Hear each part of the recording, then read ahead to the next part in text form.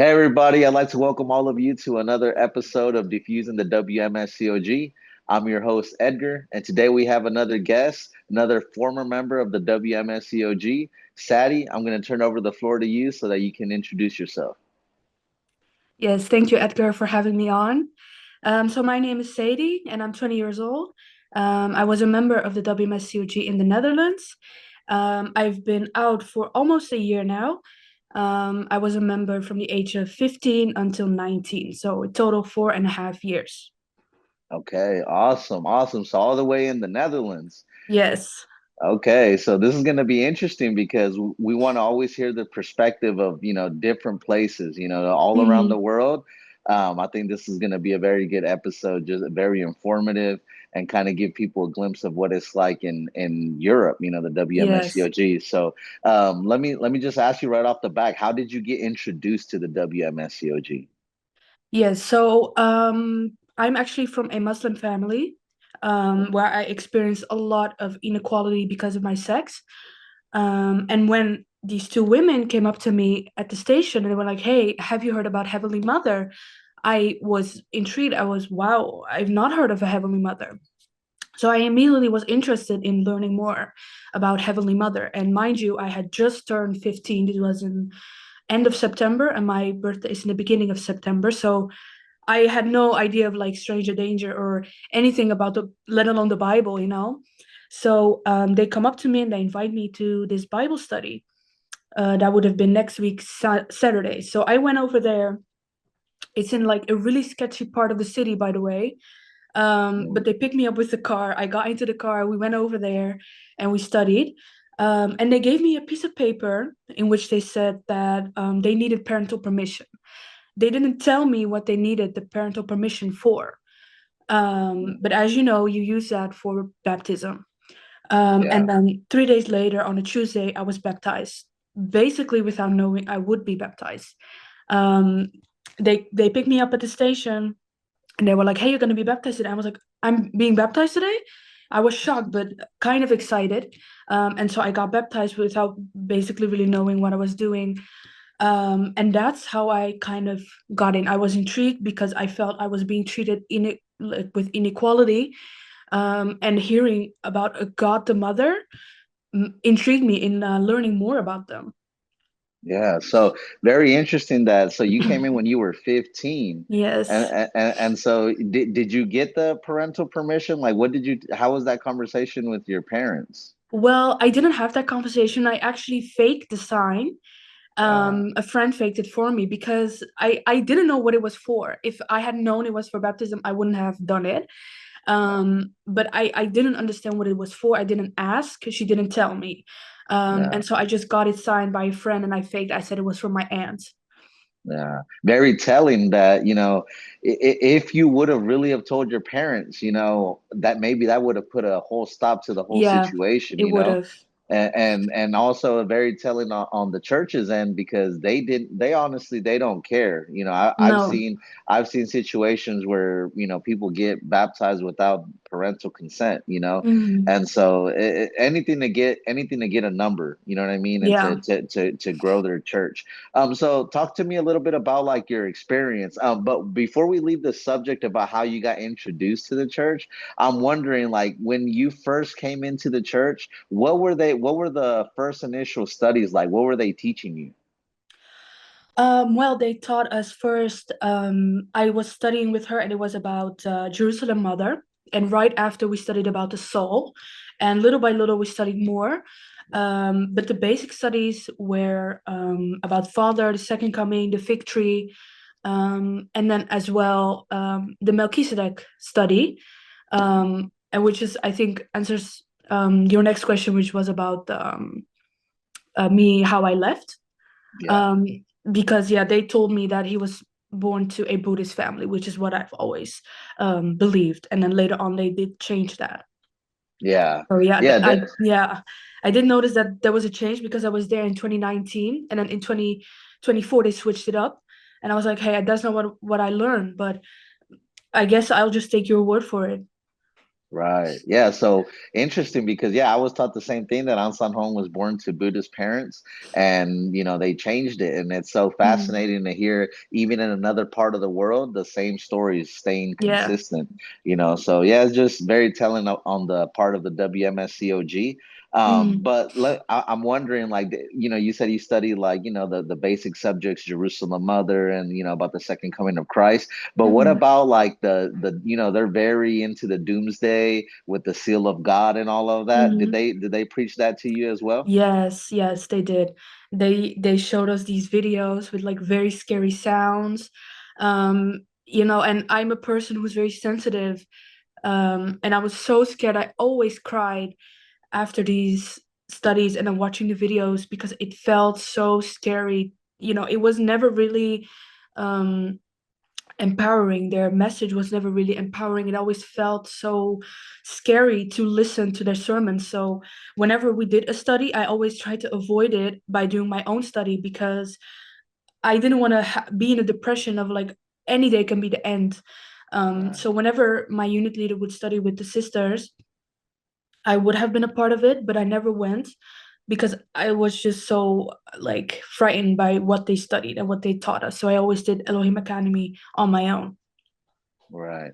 Yeah, and that's totally understandable because yes, I remember even to the children, they will play like all their films of hell and people Mm-hmm. getting tortured and levels of hell, and it's very cruel what they do to the members, but even that just brings me back into, remembering like the children had to sit through that as well. Yeah. And I also remember, even talking to my son and trying to explain to him those kind of videos. And now Mm-hmm. looking back at it, I feel like disgusted with myself. But obviously, I understand that came from the church. Mm-hmm. They always want to do the fear mongering, and that will keep the members from asking questions and keep them in longer. So, very interesting. Sadie, let me ask you this. So, can you tell me a little bit more about like your experience as a whole, with the WMSCOG? Tell me a little bit about maybe some things that you witnessed while being a member of this church. Yeah, so I was a member from 2019 and then COVID came. And I actually want to tell you about this. There was a incident that had happened in the Netherlands, which was not in my church, it was in a bigger church, where basically a deacon was assaulted by an ex-member. This was, I think, during COVID or maybe before, I don't really remember. But they over exaggerated the story by telling us they got into a fight and a whole group of ex members came to assault the pastor or whatever. Um, and eventually they attacked the deacon there with brass knuckles. So they beat him with brass knuckles. And then they said, well, there was a picture, but we don't want to show you the picture because it's triggering. And then come to find out, I spoke with an ex member from that church, and she said, no, that's not what happened. The reason he was hit, but not with brass knuckles. The reason is he was hit was because he was coming on to the ex-member who was already fed up with the actions of the pastor, because the pastor had been stalking his little sister. Um, Uh, and he was protecting his little sister by saying, I want to talk to the pastor, get out of my way. And then three of them, it was a female unit leader, was a brother, and then the deacon came on to him while he was saying, don't touch me, I'm getting upset, and that's when it happened. But he was all alone. There were no brass knuckles involved. There was obviously a wound, but it was over exaggerated by the church. So this happened in COVID, and when I heard why it happened, it was because of Umsu In, and that they found out about the books Ansang had wrote about that there is no God the Mother, and that yeah. that led them to leave the church. And so my unit leader explained it to me like, hey, Ansong wrote a book. Father Ansong wrote a book because there was a woman in the church going around teaching on her own that she was God the Mother, and so he wrote a book to refute her. And so I remember being like, well, why did he write a book? Like, why not just give Right. a sermon? Why did you have to write a book? And I was only 15, and I immediately was like, that's bad, I don't know why he did that. But I was like, Right. okay, sure, he's God, whatever, he can do whatever he wants, right? But I was in my head still thinking about it, like, but now it's being used against him. So why would he do that if he had known that that would happen in the future, that people would leave the church because of that? it made no sense to me. And initially, I did look up some things online, but it wasn't really deep. It wasn't until 20, the end of 2020, that I found out that Anselm had been married and Mother had been married, and they had their own children. So when I confronted my missionary about it in the beginning of 2021, he looked at me and that I goes like, "Well, you should have asked. You don't know because Wow. you should have asked." And I'm just sitting there, I'm like 16 years old. I'm like, you need to tell us this because you portray this idea that they're the spirit and the bride. So who's a bride who's not getting married? You have to get married to be a bride. So it makes no sense that you are telling me that I should have asked you if you portray them to be a spirit and a bride, father and mother, as if they're married. Yeah, they maybe never said they were married, but they still portray him to be like that. And when I found out, I felt kind of betrayed. Um, and so I didn't attend for a very long time. I think until 2022 October, I started coming again. And from 2023, I was a regular member and a gospel worker. Okay. Yeah. Wow. So there's a lot there. Yes, a lot. Great. Crazy story, so this member, basically this leader gets beat up, but Mhm. justifiably so, because of what they were doing, stalking his little Yeah. sister, and they will do that, that they tend to, when they're focused on going after someone, and checking on someone and trying to get them to come back to the church, they will definitely be there consistently. So yeah, Yeah. but it's so telling, again, that they even lied to all the members and Hmm. fabricated this whole story and guilt tripping everybody, and Hmm. doesn't surprise me one bit. Um, No.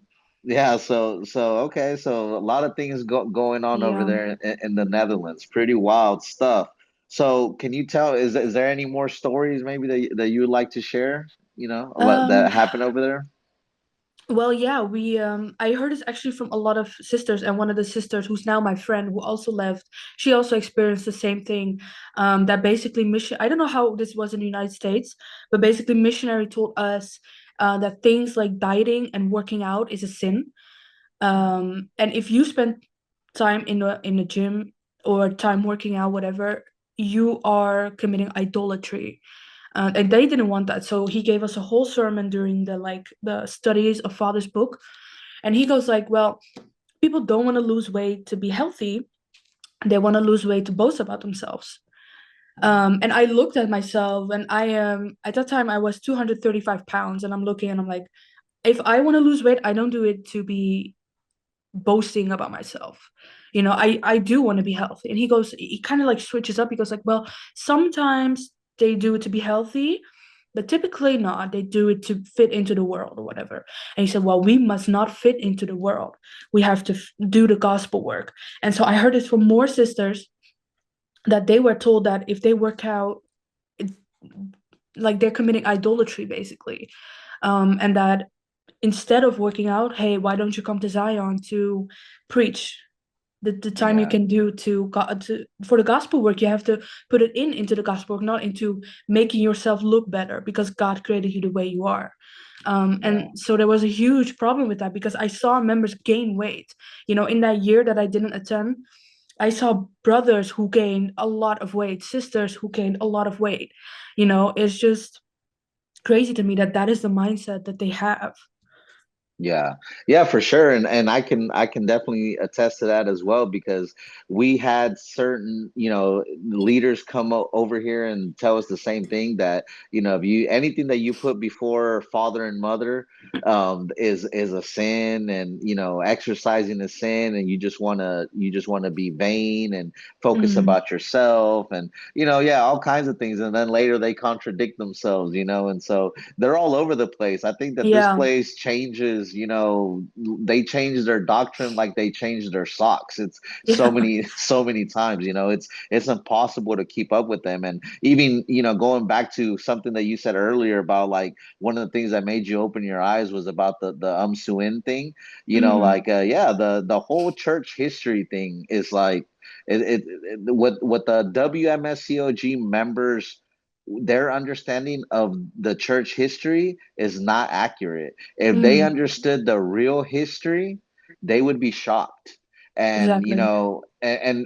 I will get into this and in a future video about the real origins of the WMSCOG, because I've been in contact with former members and also former leaders in the inner circle of the World Mission Society Church of God, who also know and understand the history from the original church in South Korea. So that will be coming out shortly as well. But yeah, just like you said, it's all lies, everything. Hmm. Even when you said that you found out that father and mother had children, right? And that they had a wife and a husband, and they had Hmm. children with their prospective spouses. Actually, what a lot of people don't know is that An San Hong had a first wife, and Hmm. he had a child with his first wife, and then he got married to the other wife and had Yeah. children with her. And yeah, there's a lot more to the story that a lot of people don't know. And Hmm. it's fascinating what you say, that when you brought that up, that they even said to you, oh, well, why didn't you ask? Hmm. Like if you really would have asked, if that would have made a difference, they would have just made you feel guilty about asking those kind of questions, or they would have Exactly. said, sister, why are you worried about the physical things, right? And Hmm. father and mother were made in every way like us. You need to pay attention only to the spiritual things. And that's one of their main cop outs. And it's so funny to me because they say, oh, don't worry about these things, these things don't matter. Well, they do Hmm. matter, because if we want to know about the God that we're following, right? And so if we don't understand all the facts, then we can't make an informed decision No. if this was God or not. Like, for instance, I believe in Jesus. If I found out that Jesus was going out and having babies out of wedlocks, and being a drunkard or something like that, then that would make me hesitate or be like, Hmm. well, I don't know if this guy is as credible as they make him out to be, right? And so Yeah. I encourage the members, do your research on Ansan Hong and Zangyoja. You will be shocked. Those Hmm. things do matter. Don't let them deceive you otherwise. But anyway, getting back to your story, Sadie. So tell me more about your experience in the WMSCOG as the years start going by. I assume you were saying that at first what really brought you into the church, what made you feel comfortable, was like the whole acceptance, the feminism going on, and everything like that. So, and I'm assuming they love bombed you and they loved on you in the beginning. How did that begin to change throughout your years in the WMSCOG? Well, yeah, they did heavily love bomb me at first. They were overly excited about me. They were very loud around me, very overwhelming all at once. But it felt nice to have these women be interested in me.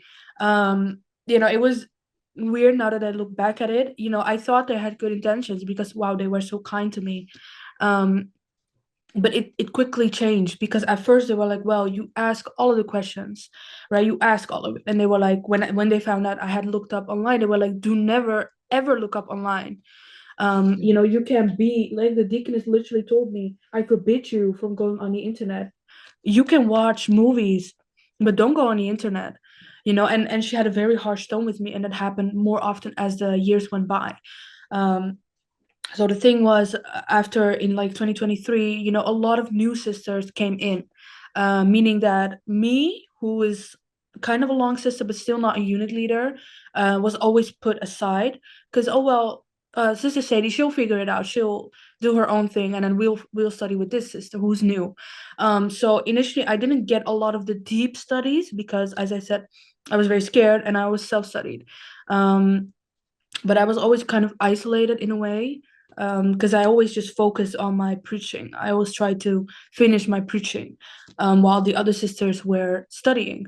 And whenever I had a question, I was literally told that's not appropriate to ask. Like, don't ask that. Like, when I was curious about the church history, I was told by the deaconess that's inappropriate. I don't want to answer that. And I felt so taken aback that I stopped asking questions at all. Um, and if I did have a question, I'd go to my unit leader, who sometimes would also give a weird answer, like, "Oh well, but this and that, and it always felt it wasn't enough to make a decision out of it. And so I would look up online as well. So it was weird. I was not a unit leader, but I was treated as a unit leader because I can preach. That's what missionary told me. I can preach. I can take care of sisters. But at the same time, I'm not yet a unit leader. Therefore, I'm not allowed in the studies with the unit leaders. So the younger sisters go and watch this video, and the unit leaders go and do their unit leader meeting, and then I'm all alone again. So I was kind of like in between. So I'm too, yeah, how do you say? I'm not qualified to be a unit leader, but at the same time, I'm too long of a member to even ask questions anymore. So that was also not allowed. Right.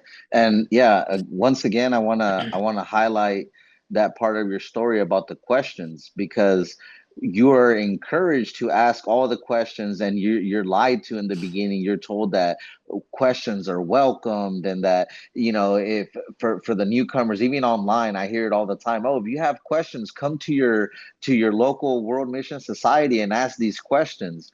But I'm very glad that you mentioned it. There comes a time when you're a member that questions now become frowned upon, right? And what Mm, I mean by that is, because I already know the members themselves, or the leadership that might be watching this video, they will lie, and they will say, no, we're always willing to answer questions.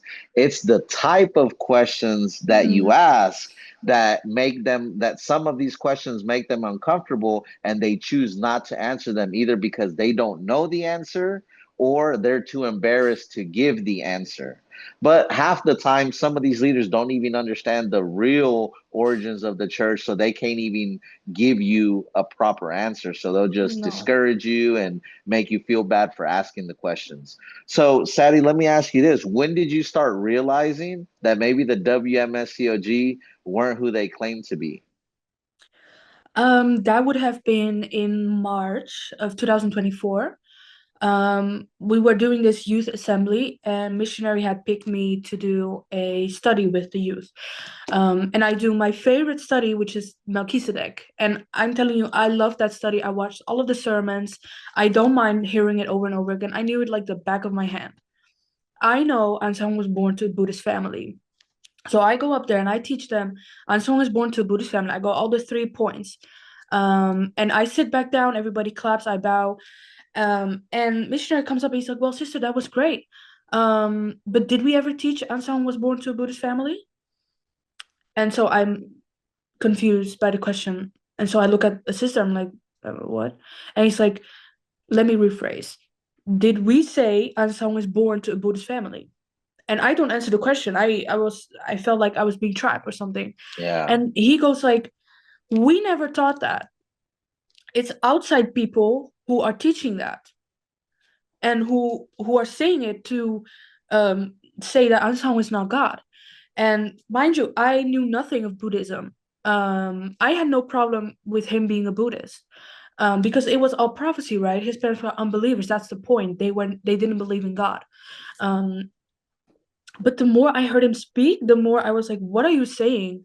So are you saying someone from outside the church said that, and somehow it got into the church and was not refuted immediately and just kept on being taught? Because like I said, I studied that with the deaconess. I got a sign from the deaconess. She did not tell me that that was not true. I studied it with multiple unit leaders, and they both all told me that it wasn't like I did well, and someone was born to a Buddhist family. So why is he up there saying that he wasn't, and that they never taught that when nobody corrected me for the time I was studying Melchizedek? It the way he was phrasing it, it made no sense to me. And when we came down from the study, we had like coffee, and one of the deaconess, she goes like, "Oh, how was it?" I was like, "Yeah, it went well. I was so scared, but it went well." And I said, "But only thing is I about Anselm being Buddhist." And she goes like a really weird answer, like, "Oh yeah, yeah," and she kind of just shrugs it off. Like it was weird. I don't know what missionary was insinuating. Somehow the rumor got into the church, and nobody was able to refute it. And that didn't make sense to me, because I was like, wouldn't it have made sense if you just thought that from the beginning, and somehow you're switching up? Um, And so I did a little bit of study on Buddhism, and apparently they do pray to Buddha. And I guess that's the problem because then Ansang would have been praying to a false god. And that's what led me to kind of doubt a lot of what they're saying because I felt like I was going crazy. I was taught he was Buddhist, and now you're telling me he's not, and you never said that.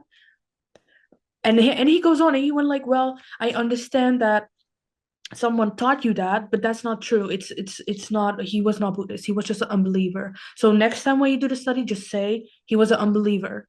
And I was so confused just by the whole ordeal that I was just like, I need to look this up.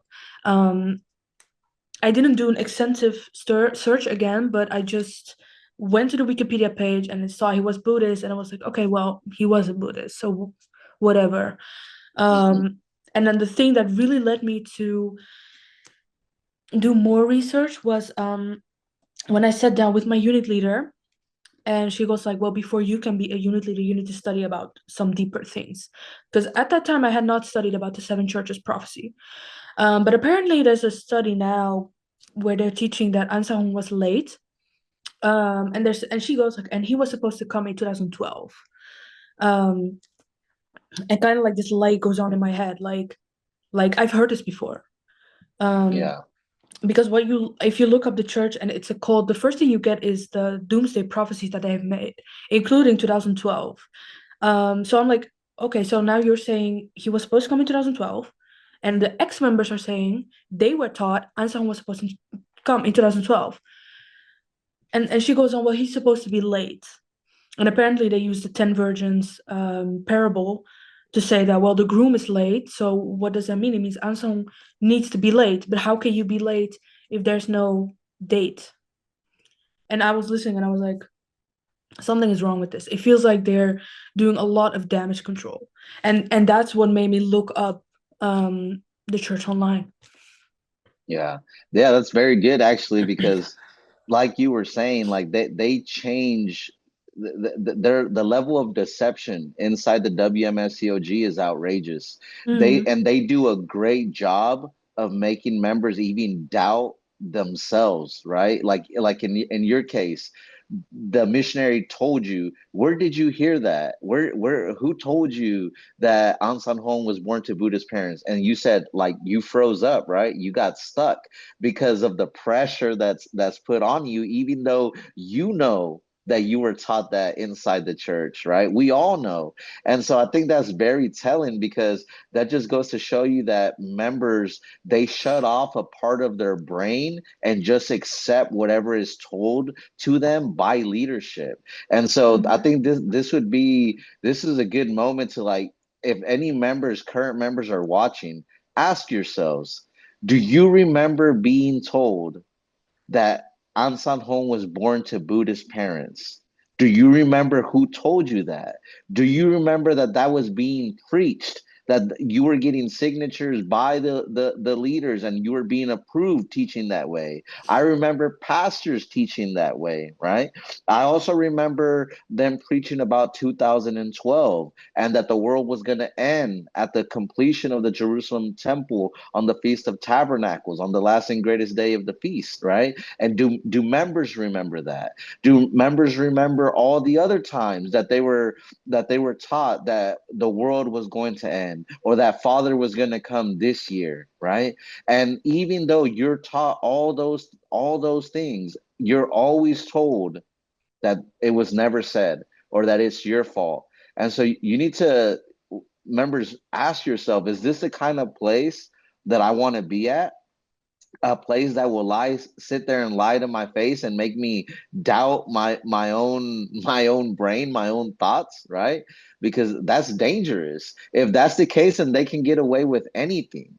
And even now, before, I remember it used to be pushed that mother would never die, that 144,000 would ascend to heaven alive with mother. And now it's like they completely changed that. They're removing songs from the new songbook. And I remember even talking to a couple of members, and they were like, "Well, I don't remember hearing that, but even if she dies, I'll still stay in there. And in my head, I'm just like, wow, it's so sad because we all remember that. We all remember being taught that she was going to ascend alive with 144,000. And it almost seems like they're preparing now for when it does happen, right?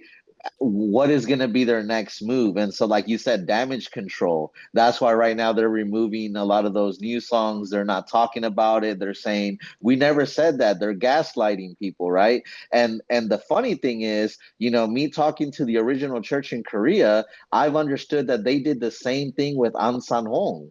An San Hong was supposed to ascend with 144,000 in 1988. And then when it didn't happen, they just began to say, oh, that was just prophecy. And they began the gaslighting like they do nowadays. So things haven't changed. It's the same thing. It's the same magic trick being portrayed over and over again. So thank you for speaking to that, Sadie. That's a very good point. Yeah. Any other red flags that you want to mention that you might have witnessed while you were in the WMSCOG? Um, well, I did know that there was a lot of like secrecy going on.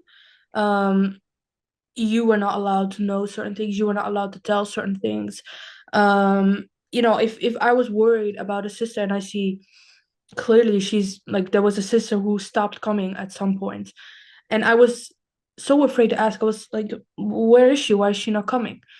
Oh well, I don't know. I've not been in contact with her, and that was her unit leader speaking about her.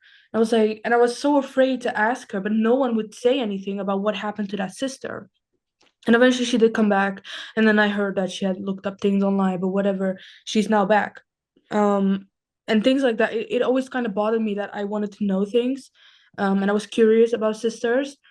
Like one time when we had a unit leader, whose daughter is like also a unit leader, and that unit, the mother, she came to the morning service. I don't know if it was before the morning or right after the worship, but she left that morning. She just packed her bags and she left, and she never came back. And that was 2023 still. And she was a unit leader. She was high up there. She was even doing the offering. Um, and she I noticed that the weeks before she stopped doing the offerings. And she stopped dressing up nicely. Um, and then she just disappeared. And we were like, where is she? And we asked her daughter, and she's like, well, I'm not allowed to tell. And then comes the Passover, and we're asking another youth leader, like, where is she? And we hear that, well, maybe she will not come back at all. um and then you want to ask why, like what happened. um because she's one of the longest members in the church. I think she's been there for a good 16 years. um and now she just left. It made no sense to me.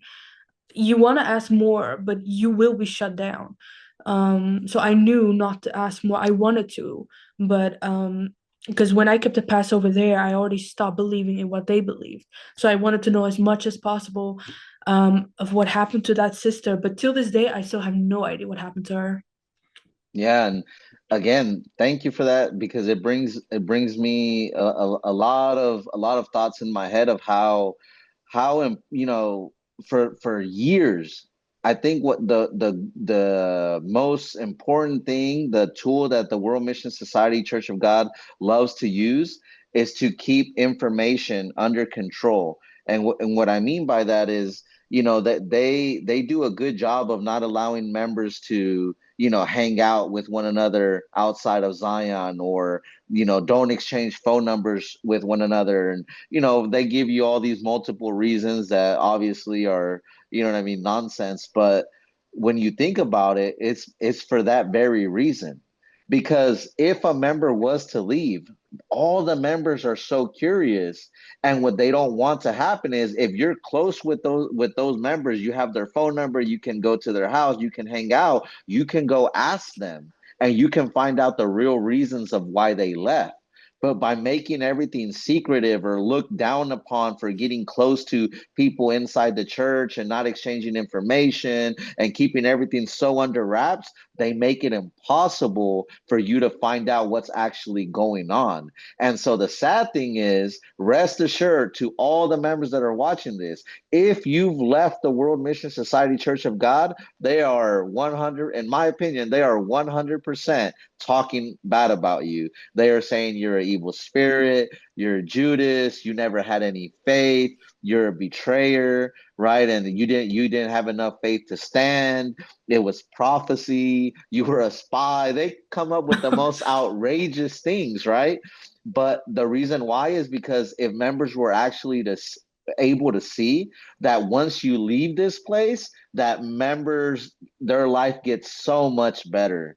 It's day and night difference how better things get once you actually leave the World Mission Society Church of God.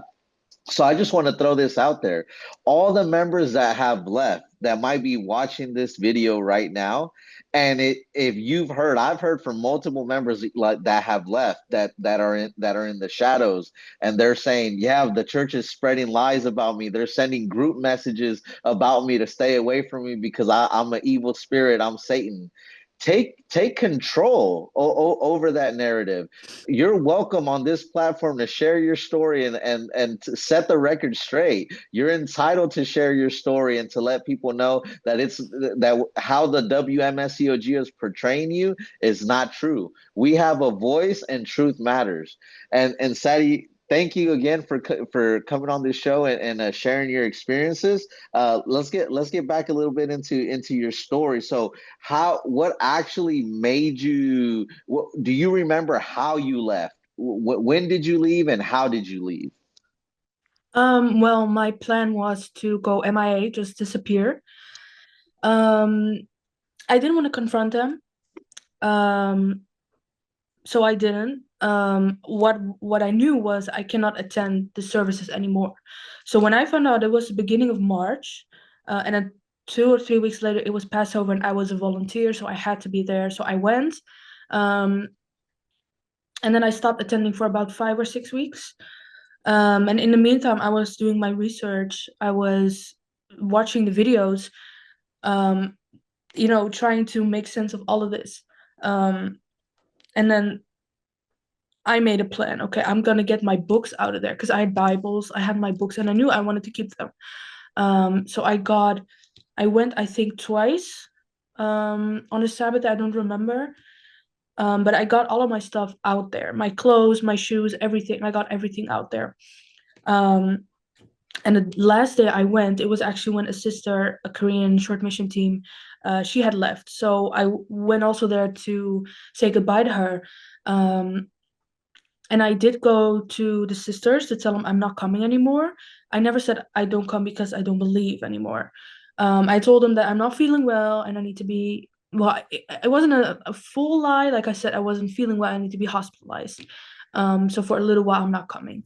So I said that, took my stuff, and I still kept their numbers because I was like, okay, I'll visit them. I had a hard time letting go. And so my unit leader texted me like, okay, well, good luck, or at least father and mother with you. Um, but can I have the number of this sister? Because I had a fruit who lived in another country in Spain, and she wanted her number. But by that time, I had already told her that I was a cult.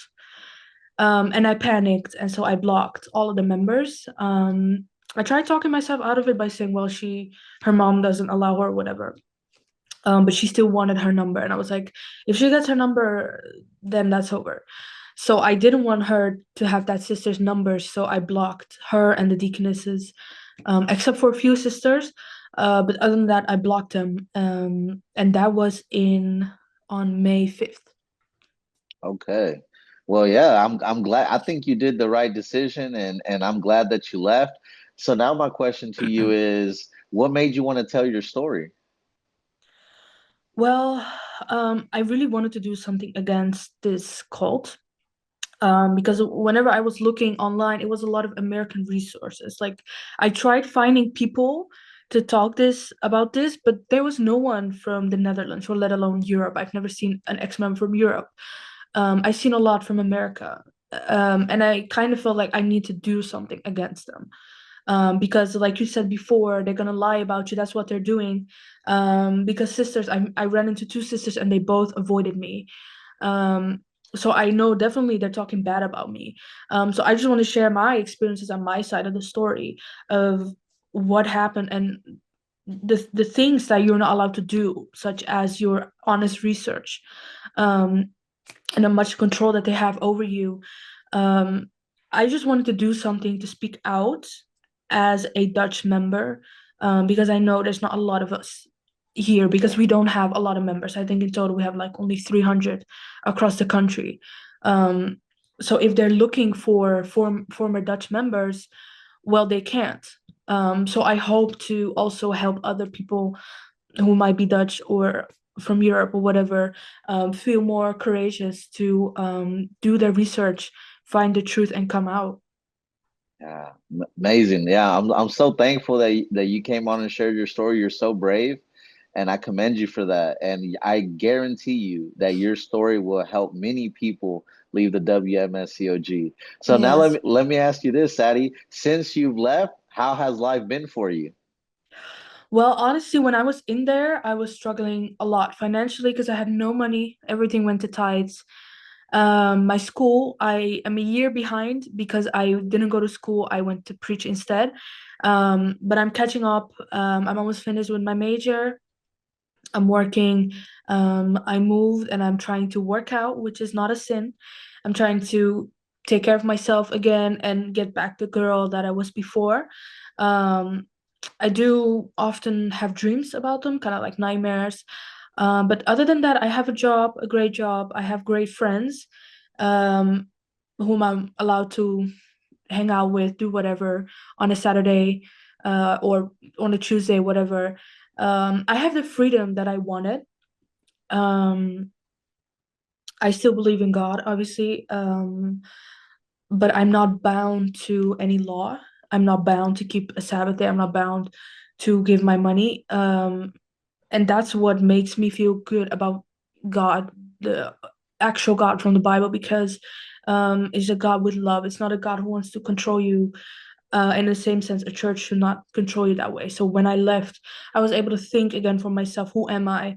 And I was able to make new friends. I was able to just be myself and be happy again and not be scared of, if I'm going to the movies instead of preaching, a father might come back and then I'll go to hell because I didn't preach. No, I'll just enjoy my life. Yeah. Yeah, and I think that's great because like you said, you came out and you kept your faith in God, and for the members that are watching this that might think it's impossible to still keep your faith in God, you can, and when some members come out, we all have different walks, right? And so it's okay for all of us. We're gonna make different choices, and we're going to deal with the lingering effects of the WMSCOG in our own ways, but just to know that life gets better for all of us, regardless of what path we're walking. Like, one thing that I can say is consistent from everyone that I've talked to: life gets so much better once you leave that place. And I'm so happy for you, Sadie. Let me ask you this: is there any advice that you would give to current members that might be watching this video right now? My biggest advice is definitely to do your own research. Um, and I think that this is already a red flag. If you go to any church, whatever, they will tell you, read this book, read that book, do your research, and this church doesn't. They don't tell you that. They only use their resources, basically, their evidence book or whatever. Um, and I recommend you do your extensive research on the church. You tell them, I need a week, give me a week to dig up some things about the church. Okay. And you don't even need to do it. Just watch their reaction, watch how scared they'll get. They'll try to stop you from doing it. They don't want you to look online. They don't want you to see another source that's not them. So they don't want you to look into the actual history of what happened. Because if you do that, you'll find out that They lied about the Catholic Church being the whore of Babylon. And you'll learn that because there were no 10 kingdoms, there were more. It wasn't 538 that Ostrogos was destroyed, it was later. And all of a sudden, that doesn't make sense. And if you do your research, you'll find that out. That's history. But you'll also find out the history of the church and the lies that I've been telling since basically the beginning. Um, so if you're watching this video and you don't know what to do, I really recommend doing your research. It's not rumors that's online. What I'm saying is not a rumor. This is what happened to me. And this is my story. Someone else can agree with it, but that's fine. This is what happened to me. Um, I know that if you're gonna look up the church online, you're gonna find a lot of things, and they're gonna try to stop you. And that should already be a red flag. They're gonna tell you don't need to do that because that's the fruit of the knowledge of good and evil. And that's a sin. You're like Eve. Don't be like Eve. And so they're gonna guilt trip you. They're gonna be like, well, you don't love father and mother then, because mother is being crucified every day because you look up on the internet. So they're gonna give you this feeling that maybe I shouldn't. And that should already be a red flag for you, because why is a church stopping you from looking up online? No church does that. I can tell you that. No church will stop you from looking up their church online or history online because they're not scared of what might happen. They're not scared at all. Okay, if you do find something, if you do dig up some dirt on the church, then confront them about it. But they don't want that because they don't have an explanation for it. They don't have an explanation of why Ansan was married twice, of why mother was divorced. They don't have an explanation for that because Yeah. you can only say so little. You can only say until, well, they're just humans like us, but that doesn't justify it. So I would suggest you tell them I'm going to do some research and just watch their reaction, because I know it's not going to be a positive one. Yeah, yeah, that very, very great points. And if members are watching this and they have any questions, please feel free to reach out to me at diffusingthewmscog at yahoo.com. And we can get into all of the church history. There's things I guarantee you that will shock you, things that you've never heard before. For instance, Ansan Hong, he didn't establish the WMSCOG. He established another church originally. And in that church, he himself, not all the years, was the main leader or the president of the church. There was someone over him. So ask yourself, if he is God, if he established his own church, how can another human sinful being be over God, right? I have pictures, I have documents to prove all of this. Not only that, there's so many things that members have no idea. For instance, they make a huge deal about the Passover. And when Ansan Hong got excommunicated from the Seventh-day Adventist Church in 1962 on a Saturday, the very next week they gathered together to keep the Sabbath worship. And that's when the Church of God Jesus Witnesses was born. That's Ansan Hong's original church. But when Ansan Hong left the SDA church and established his church, they weren't able to keep the Passover, the first Passover. They had to keep the second Passover. The reason why they had to keep the second Passover is because Ansan Hong, who supposedly got in the flesh, didn't know how to calculate the feast dates yet. Now, ask yourself Wow. this as a current member. If he is God himself and all he knows is Passover, why was he not capable enough to calculate his own feast? And this is common knowledge Exactly. in Korea. That's why he had to go, and they had to ask a Jehovah's Witness church who knew how to calculate the feast in order to find out the date for the second Passover, which they then kept. So there's so much more that needs to be, that light that needs to be shed on this group. But please feel free to reach out to me, and we can definitely answer all these questions. Sadie, thank you once again. I feel like I've been thanking you over and over again in this video, but really it takes so much courage to come out here and speak and share your story. So I appreciate it very much. And I know that your story is going to help so many people. So is there any last Yeah. remarks that you would like to mention? Well, I would just want to thank you for having me on and giving me a chance. to hopefully help some people out. If you're scared, I promise you, life is gonna get better once you leave. Because I cannot stress enough that God is not bound to a law. We don't have to keep a law. You're not forced to spend 12 hours on a Sabbath day. I've had sisters who had to cancel their plans, cancel their work just to keep the Sabbath day, and you don't have to do that.